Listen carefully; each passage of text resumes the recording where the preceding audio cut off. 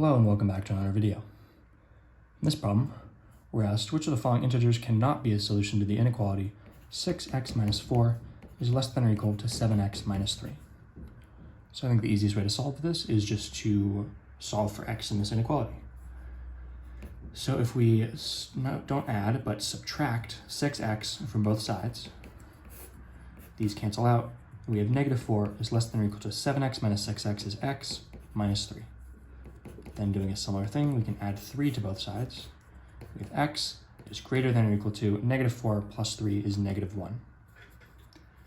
So, which of the following integers cannot be a solution to the inequality? Well, any integers that are not greater than or equal to negative 1. So 1 is greater than or equal to negative 1. 0 is greater than or equal to negative 1. They're both greater. Negative 1 is greater than or equal to negative 1 because it's equal. And then negative 2 is less, so it is not greater than or equal. So D, negative 2, is going to be your final answer. As always, thank you for liking and subscribing, and I'll see you in the next video.